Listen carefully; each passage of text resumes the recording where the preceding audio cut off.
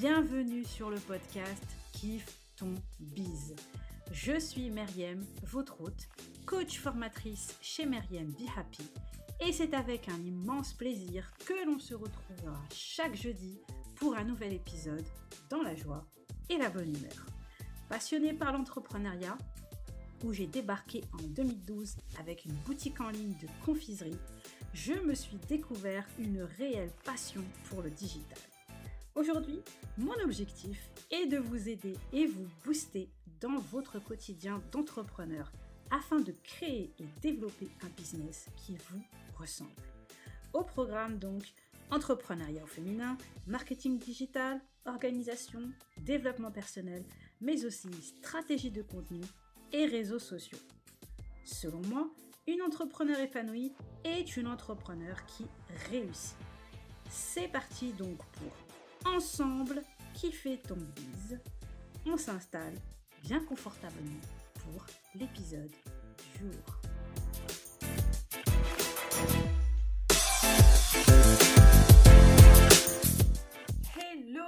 Hello tout le monde, j'espère que vous allez bien. Je suis ravie de vous retrouver pour un nouvel épisode du podcast Kiffe ton biz comme tous les jeudis. Et j'en profite pour vous dire merci, un énorme merci pour votre fidélité et surtout, comme je vous le dis à chaque fois, si vous aimez le podcast, n'hésitez pas à aller lui mettre une petite note et un avis sur l'application Apple Podcast. C'est ce qui me permettra de le faire connaître à plus de monde et qui me motivera aussi à continuer à vous produire des épisodes chaque semaine. Alors avant d'entrer dans le vif du sujet d'aujourd'hui, où donc je voulais vous parler de process, je voulais juste vous attirer votre attention sur deux choses. La première, c'est que le 22 novembre, il y aura le lancement d'un challenge gratuit. Alors, si vous ne voulez pas rater ça, surtout notez bien ça dans vos agendas. Ou alors, pour être averti justement et ne pas risquer d'oublier, vous pouvez aussi vous inscrire à la Bizletter, comme ça vous serez prévenu en temps et en heure. Donc le 22 novembre, lancement d'un challenge gratuit et super important, le 29 novembre, il y aura l'ouverture pour les inscriptions à ma nouvelle formation, la Biz Starting School. Donc ça, notez-le bien, ou sinon, comme je vous ai dit, rejoignez la Bizletter, je vous mettrai le lien. Ne vous inquiétez pas, dans les épisodes, dans les notes du podcast. Et sinon, vous pouvez me suivre sur Instagram si ce n'est pas déjà fait, car c'est le réseau où je suis le plus actif. Donc, maintenant que ma petite minute promo est terminée, on va entrer dans le vif du sujet de notre épisode du jour. Donc, comment ce que la mise en place donc des process peut vous aider peut vous apporter dans votre business. Je sais pas, je suis en train de bafouiller, moi je sais pas ce qui m'arrive. Donc, on se la refait moins crispée. Donc, dans l'épisode d'aujourd'hui, nous allons voir comment mettre en place des process et ce qu'ils peuvent apporter pour votre business. S'il y a bien une chose que l'on doit optimiser à un maximum lorsque l'on est entrepreneur, c'est notre précieux temps. Et les process, c'est quelque chose qui peut vraiment changer les choses dans notre business, niveau organisation et productivité. Dans notre quotidien d'entrepreneur, il y a énormément de choses que l'on fait et qui sont des choses très chronophages. Et donc, tout ce qui peut nous faciliter ce quotidien, est évidemment le bienvenu. Et les process peuvent vraiment être un game changer, comme disent les Américains, de ce côté-là. Donc aujourd'hui, je vous propose déjà dans un premier temps de voir un petit peu de quoi il s'agit, de quoi on parle avec cette histoire de process, parce que vous êtes là peut-être en train de vous dire mais de quoi est-ce qu'elle me parle? Qu'est-ce que c'est que ça? Ensuite, nous verrons dans une deuxième partie quels sont les avantages qu'offrent les process et leur mise en place. Et enfin, nous verrons comment mettre en place les process. Alors, qu'est-ce qu'un process? Pour faire simple, il s'agit d'instructions avec un pas à pas pour aller d'un point A à un point B. On va tout simplement systématiser au maximum son business en classant toutes les choses, les tâches à accomplir. Clairement, aujourd'hui, quand je fais une analyse entre le avant-après process dans mon business, eh bien je me dis tout simplement, mais Meriem, pourquoi tu ne t'y es pas mise plus tôt? C'est donc pour ça qu'aujourd'hui, eh bien, je veux vous parler de ça et aussi parce que j'avais fait un sondage sur Instagram et on m'avait dit que l'on aimerait bien, eh bien, que je parle un petit peu de mes process, que je les détaille. Alors ça, ce sera fait, soit je vous le ferai dans un autre épisode de podcast ou alors dans une vidéo YouTube, parce que je me suis lancée sur YouTube. Si vous n'êtes pas au courant, eh bien, filez vite vous abonner. Qu'attendez-vous?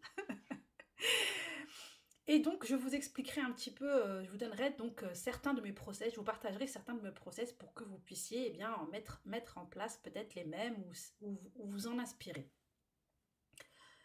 Donc maintenant, eh bien, maintenant qu'on sait de quoi l'on parle, qu'on sait ce qu'est un process, eh bien, voyons voir quels sont les avantages justement eh bien, de ces process. Parce que vous allez me dire, oui, ok, mais pourquoi concrètement est-ce que je m'amuserais à mettre en place des process? Le premier avantage, eh bien, c'est le gain de temps. Le fait d'avoir une liste de toutes les étapes à suivre, eh bien, va nous éviter de perdre notre temps en mode, eh bien, du coup, je dois faire quoi moi maintenant? Cela va réellement booster votre productivité et améliorer votre organisation. Fini donc ce point d'interrogation à se dire qu'est-ce que je dois faire maintenant, où j'en suis, parce que là, eh bien, vous le saurez tout de suite. Deuxième avantage, la tranquillité d'esprit. En tant que mompreneur, notre charge mentale est déjà tellement sollicitée, la pauvre. Donc, concrètement, le fait que tout soit déjà écrit, détaillé et ordonné, eh bien, va libérer votre esprit et vous serez en mode zénitude. Et ça, ce n'est pas négligeable. Troisième avantage, savoir où l'on en est. Si vous êtes contrainte de vous interrompre en cours de route, pendant l'une de vos tâches, eh bien vous saurez très facilement à quelle étape vous en étiez et du coup ce qu'il vous reste exactement à faire. Le quatrième avantage, quantifier votre temps. Le process va vous permettre de pouvoir évaluer plus facilement le temps que certaines tâches vous prennent.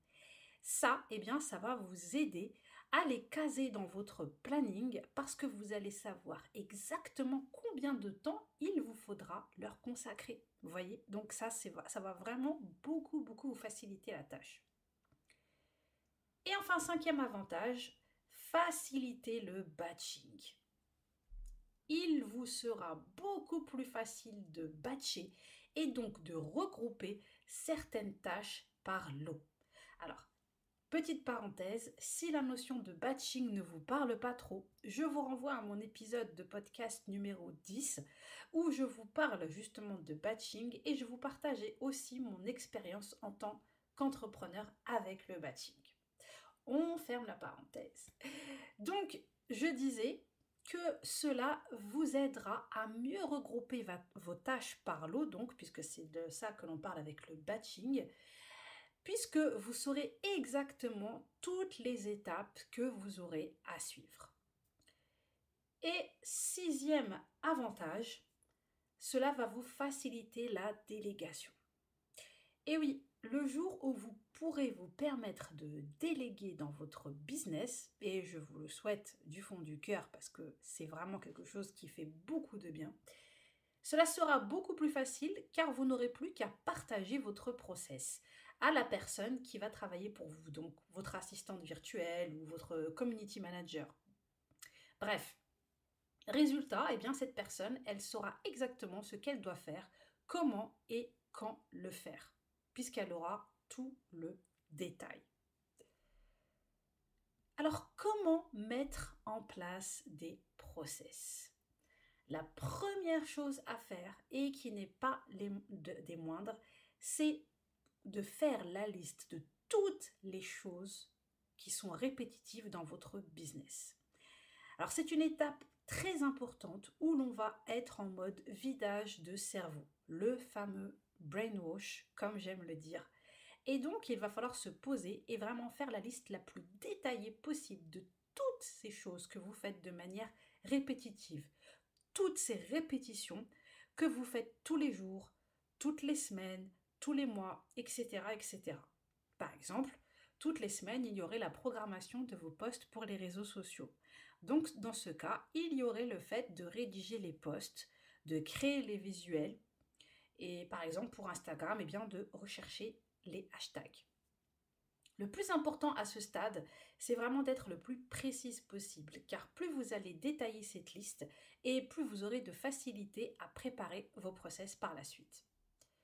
La deuxième étape, c'est l'analyse de cette liste.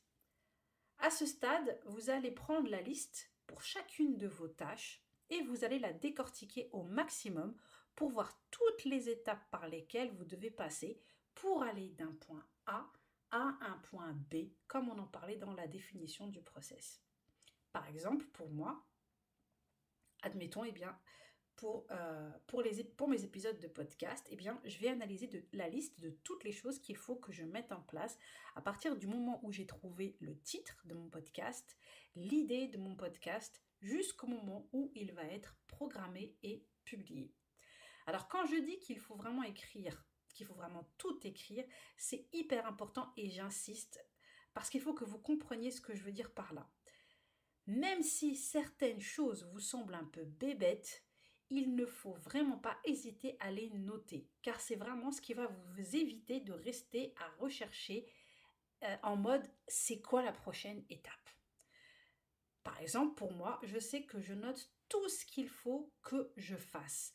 Donc, la rédaction de mon script de podcast, enregistrement, montage. Je sais qu'après avoir fait le montage, il faut que je partage sur les réseaux sociaux, il faut que je fasse des épingles pour Pinterest, que je programme ces épingles sur Pinterest. Voilà, donc vraiment tout de A à Z. Et enfin, la dernière étape, eh bien, ça va être de centraliser le tout dans un outil. Donc ça va dépendre déjà de l'outil que vous allez choisir. Alors moi jusqu'à maintenant, j'utilisais Trello, mais en ce moment, je suis en train de me pencher sur le cas Notion. Bon, j'ai pas encore complètement compris tout le fonctionnement, donc je suis encore à cheval en fait entre Trello et Notion. Mais bon, vous choisissez votre outil, à vous de voir, peu importe, le plus important étant que vous soyez à l'aise avec cet outil et donc vous allez centraliser tous vos process. Alors qu'est-ce que j'entends par là? Par exemple sur Trello, vous pourriez créer un tableau que vous allez appeler process de podcast et du coup, eh bien, vous allez mettre toutes les étapes nécessaires et ensuite, eh bien, vous validez chaque étape au fur et à mesure. Du coup, si jamais vous êtes interrompu en cours de route dans votre process, eh bien, vous n'aurez plus qu'à jeter un œil à votre tableau et vous saurez exactement ce qu'il vous restait à faire. Par exemple, vous vous êtes interrompu au moment où vous deviez créer vos épingles Pinterest, eh bien vous allez savoir que c'est ce qu'il vous reste à faire, que c'est la prochaine étape à valider. Voilà donc les étapes pour mettre en place les process. Alors évidemment, il faut bien garder en tête que rien n'est figé. Il y a des choses que vous allez rajouter et d'autres que vous allez supprimer. Cela reste modifiable, mais le plus important, c'est de vous simplifier au maximum et de systématiser, comme on le disait plus haut, au maximum avec ces process. Et le tout, eh bien, afin de gagner le plus de temps possible et d'améliorer votre organisation. Le temps, c'est vraiment quelque chose de très très précieux quand on est entrepreneur. Et donc, plus on peut l'optimiser et mieux l'on se porte. Voilà, c'est tout pour cet épisode, c'est tout pour cette semaine. J'espère vraiment que les conseils vous seront utiles. N'hésitez pas à venir échanger avec moi à ce sujet sur Instagram ou via la bizletter ou via message privé. Je serai ravie d'échanger avec vous. En attendant, je vous souhaite, en fonction du moment où vous écoutez cet épisode, bonne journée, bon après-midi ou bonne soirée. On se dit à très très vite pour la suite des aventures du podcast Kiffe ton bise. Et en attendant, portez-vous bien. Ciao ciao! Merci d'avoir écouté cet épisode jusqu'au bout. Vous pourrez retrouver toutes les ressources mentionnées ainsi que les notes de l'épisode sur le blog meriembehappy.com. Et si le podcast vous plaît, n'hésitez pas à le soutenir en allant lui mettre une petite note et un avis sur l'application Apple Podcasts